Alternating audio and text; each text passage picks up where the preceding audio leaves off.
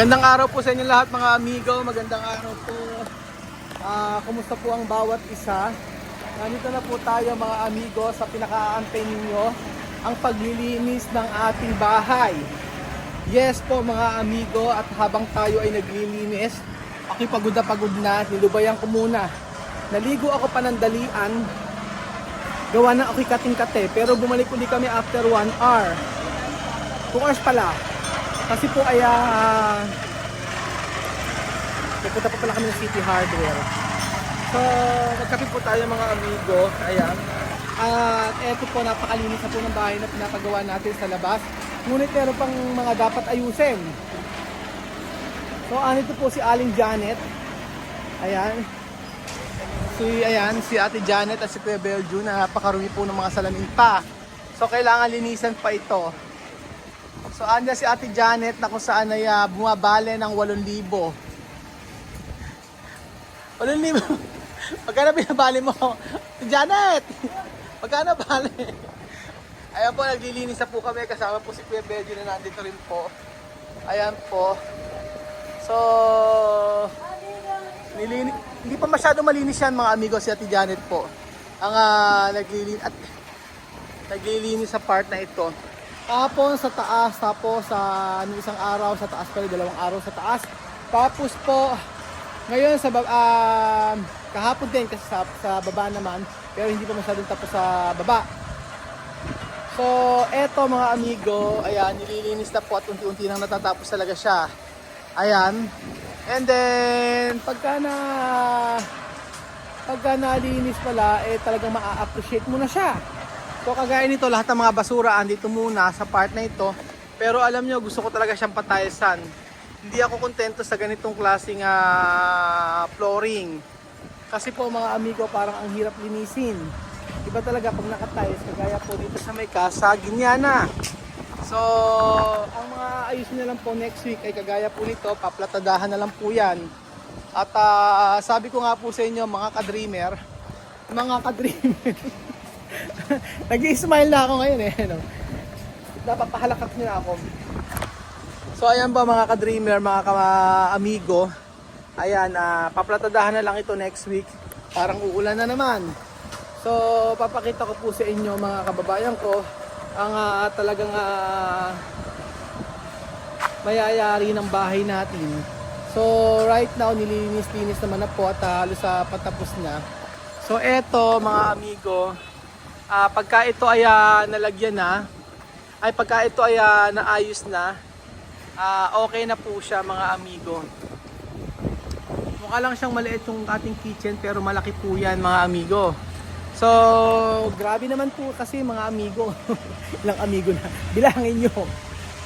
Gusto ko lang ipakita sa inyo talaga na malinis na yung ibang part ng ating bahay. At pwede na siyang tirhan actually kahit walang kurtina. Ayan na po mga amigo. Kahit walang cabinet, pwede siyang tirhan mga amigo.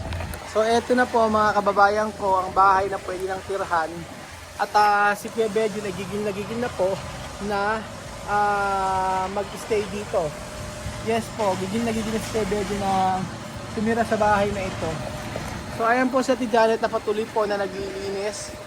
At napakasipag po. At sabi ko nga kay Ate Janet, sige sipagan mo lang ng sipagan. Dahil sa huli ay ikaw naman ay aani. Yes po mga amigo. So ito ngayong araw, ang nilinis ni brother ay ito. Tingnan nyo, sobrang linis na po siya mga amigo. Yung sa taas may ginagawa pa eh. Ayan. May ginagawa pa sa loob.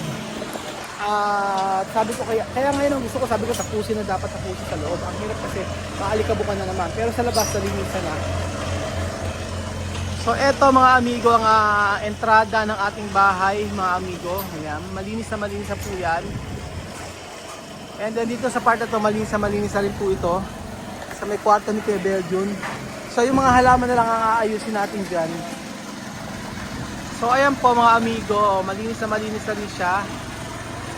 Ayan na po ang kabuuan mga amigo ng ating bahay. Ating bahay na para pong eskwelahan. Sabi po sa nababasa ko po, para daw pong eskwelahan. Ayan po, iisa-isahin natin mga amigo. Ayan. Ito pa pala mga amigo, ayan. Nag-flooring sila kanina. Maganda na siya mga amigo. Ipapakita ko sa inyo nagdahan-dahan. Ayan. Ayan po. Ayan.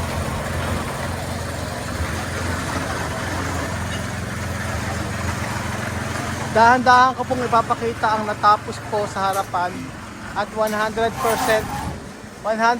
tapos na po yung bahay natin sa harapan. Yan po mga amigo. Eto lilinisin nila ngayon yan para matapos sila. Aha. So eto na po, hindi siya kasi kasyang-kasya. Ngayon po siya mga amigo. So tingnan nga po natin mga kababayan ko kapag nasa malayong lugar tayo kung ano po ang itsura ng paano na ito. So check natin. Ayan. Sila pa ayan nagpo-flooring dito sa part na yan. Mga amigo. So siya na siya pagod na. Oho. Ayan na po. Ito na bahay natin sa malayo. Ganyan po siya. So ang ganda nito maging garden mga amigo, magtatakbo-takbuhan. Kasama si Choco at saka si Luna. May bago kaming aso, pangalan Luna. Oo. So ayan, ay hindi ko kayang pumunta dito. Gusto ko sana pumunta kaso ganyan po siya. Sa malayo, ganyan siya. And then na-flooringan naman, hindi ko na siya pinakinis mabuti. Oo, hayaan na natin ganyan. Masaya na ako na ganyan yung ating bakod. Dahil masaya na ako sa ganyan. So eto po mga amigo, pagka nalinis po lahat yan, imagine niyo kung gaano kaluwang ang ating bahay. So sa labas 100% tapos na. Wala nang babaguhin dito. Ayan po.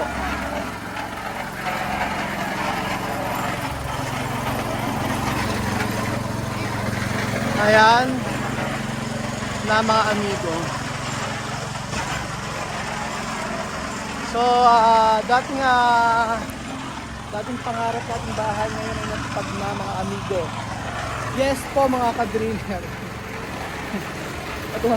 Tuwan-tuwa ako sa ano. Yung bahay ni ka-dreamer. Laki. Hanggang third floor. Oo. Kaso nga lang iba-iba kasi tayo ng type na bahay. Iba tayong type na bahay kaya maganda naman. Oo, maganda as in maganda. Kaya lang ang gusto ko kasing bahay yung ganitong tapos, yung ganitong nangyari, yung parang eskwelahan ba? Parang munisipyo. Para pagkakit ko sasabihin ko, pinatawag ko kayong lahat. Lahat na hindi umabsent kayong buwan, merong dagdag na pasahod. Ganon, ang maganda yung ganon. Diba? O kaya pinatawag ko kayong lahat. Lahat ng mga dapat walang masabi. Ayan mga amigo, ito na yung halos na natapos kasi talaga. And then 100% tapos na sa labas. Except yung iba na dapat ayusin. So ayan, sabi ko nga dapat linisin na rin pala yung part na to. Okay.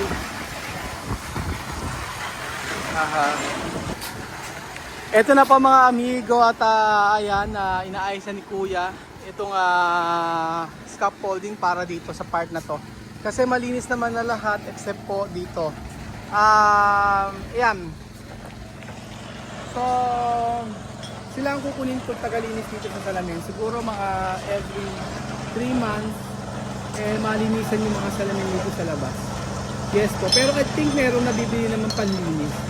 Pero kasi iba talaga pagka kinakamay. Ganun po mga amigo. Kagaya at si Janet at saka ni Kuya Beljun. Ayan, pupunta tayo sa loob mga amigo. So, eto na po mga kababayan ko. Nandito na po tayo sa ating tahanan. Sabi ko nga po, nandito si Jemo para magkalat. Yan po, sakto-sakto. Ay, mataas mas siya. Ba't mataas, Jemo? Ay, wala nang ibababa. Alam mo, 411 lang ako eh. Wala nang ibababa. Wala na ibababa. Sakto lang yan. Sakto lang. O, sige.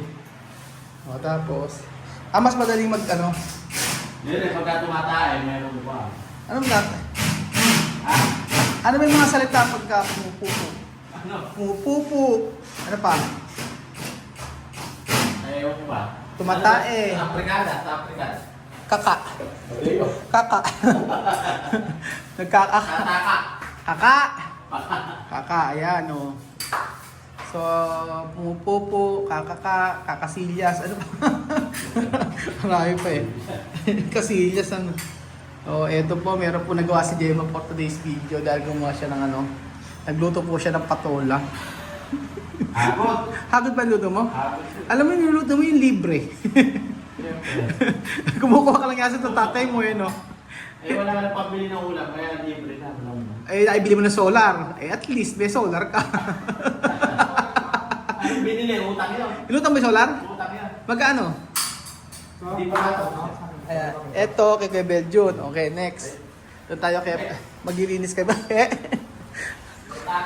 Dito, may kaka. Ayan, sabi. Gigil na si Kuya Beljun, mga amigo. Ikabit yung dapat ikabit sa kanya. Pero maglilinis tayo mamaya dito, Beljun. Bulan dumi na naman. So, eto. I-assist mo si Kuya Jemo. Ayun, ano yung lalagay sa'yo? Eto nga. Sa ikakalit yung banyo, pwede tayo, lalagay sa'yo. May Wala kang shower eh, kasumbalde. Ang balde, hindi tayo magbabalde. Gripo, wala pang gripo. Huwag ka magbabalde, Beljun. Hindi nagbabalde, shower lang. Subig mo dito eh. Ano? May nabas ka ba? Malakas! Tag-ulan! Bawal O eto, dito, etong part na ito, dito mo lalagay. Saan? Dito! Saan mo lalagay yan? Diyan sa tapat ng... Eto, saan mo lalagay itong dalawa na to? Abay, hindi naman. Dito sa gilid, ano? Oo, tama. Tama, dito yung kay Beljun. O, yan lang. Tingnan natin kung kakasya. yan. Yan. Yan ang pinakamahirap. Saan? Alang ilaw. Oh. Yan. Hindi, baba mo pa Jemo. Ganyan lang. Ayan. Oh. Google ni siya talaga. Kailangan din yung ano. Ayan, ibaba mo ng konti. Ayan, ganyan lang. Ay, hindi, lalagyan mo pa kasi sa ilalim eh. Itaas mo parang hindi mahirap pa si Jemo. Di ba? Hindi, meron pa si Jemo kasi yun eh. Meron pa sa kabila. Ayan, ayan. Salamin yan eh. Sige. Ayan. O, Dapat na muna natin ito eh. oo nga, kaya nga. Saan yung mo? Yung linya dito. Hindi ba kasya? Sa ilalim yan. O, yan. Ang linya. O, saan yan? Paano ito? O, dyan yan. Hindi, sa gilid. Hindi linya siya. Sa may linya siya. Kasi saan niya dito yan? Kita. Yan. Hindi ganyan? Ano? Hindi. Pagkain niya lagayan. Nakataob. Yan. Yan. Hindi dyan, baba mo. Yan, Ganyan. Ganyan. Sa linya. O, yan, ganyan. Para di meron. Paano pa ikakamit ito? Hindi, meron niyang ano, lagayan. Yan ang alam natin yung paano. Anong andyan? Meron nakalagay dyan. Kompleto yan. Ha? Yun. Ito. Asan yun? Ano? Asan? Style. Sa Bintan, pabili ba siya ito? Saan ba na? Wala. Ayan na. Kung may clip doon Patay sa tayo. mga ilalim mo. Hindi pwede yun. Hindi natin binili. Hindi man tayo inanuman nito, no? Saka na muna yun. Binili na tayo. Babalik naman tayo dun. O, yun. Shell clip that are not included. Eh, hindi niya sinama. Natin included. Eh, yun muna ilagay mo. Salamin. Salamin. Tapos itong gano'n, doon. Eh, may gas. Hindi gas-gas. Dumi lang. Oh. Yung lalapit ito, gas-gas na. Alapan ng gas. Ewan ko. Ginasgas nga nila eh. Sisirain ko po. Sisirain po mga amigo. So merong ano dito, ginasgas. Pero umamin naman, sinira po mga amigo yung ano, yung salamin. Yung nagpintor, sinira po yung salamin. Kaya po, sinira yung salamin. Pero sabi ko, sige, wag na hayaan na. Ano pa gagawin natin? Hindi niya alam na ano to, ang salamin po kasi na ito ay reflective. So ginawa niya, kinaskas ayan, tiran. O, ayan po. Gas. Pero okay lang naman, no problem mga amigo. Walang problema. ginasgas pag ganun, syempre, ano pa gagawin natin, nangyari na. Ginasgas niya, ginan niya, sumitsud. Pero sabi ko nga, ano pa magagawa pag ganun, wala na. Yun po. So, eto na po yung ating bahay, mga amigo, na lilinisin pa rin po natin sa hanggang ngayon. So, hindi natatapos ang paglilinis at napaka-dumi po. So, kagaya niya, no, dumumi na naman yung ating ano. So, ang pinakamahirap sa part na ito, mga amigo, yung paglilinis. Kaya sabi ko nga po, kahit na hindi naman ako nagagalit ng ginasgasan niyo yung salamin. Pag ko sa, siyempre, alam mo pa, pag mga ganyang bagay, hindi naman niya malit na bagay lang yan. So, ayun, mga amigo, basta ang importante po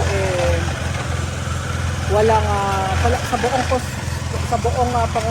buong construction ng bahay na to, walang nasugatan, walang na-aksidente, at walang nagkasakit. Yun po ang pinagpapasalamat ko. Kasi po mga amigo, yung nakaraan po doon may ginagawa po sa Likas sa Pilipinas ay merong na kuryente na kung saan nahulog. Yung si Marvin pa kasi nagkontrata that time. Pero ngayon sa buong natin wala naman. Ay sa may Sampaloc parang may na ano yata. May mga mild lang naman, hindi naman siya ano. Hindi naman na yung talagang luba. So ayan po mga amigo, nililinis pa rin po ang ating bahay. So dito kasi ayan, pakikita ko sa inyo mga amigo ayan, papakita ko sa inyo dito kasi sa part na to reflected na salamin, hindi naman siya kita na ginasgasan siya. Ayan, hindi siya makikita. Wala, hindi siya kita, pero sa loob kita po siya. So pinag-iisipan ko kung papalitan pa. Pero I think wag na siguro. Sayang. Hayaan na. Total naman, lalagyan naman ng blinds yun. So hindi naman masyadong kita. So ano pa gagawin natin? So ayan po mga amigo, maraming salamat po sa panonood ng episode na ito. Maraming salamat po. At ako'y nagpapasalamat po sa inyong walang sawang pagsuporta. Mula umpisa hanggang huli ng bahay na ito, kasama ko po kayo. So maraming salamat po. At hindi ko alam kung paano kayo pasasalamatan kung hindi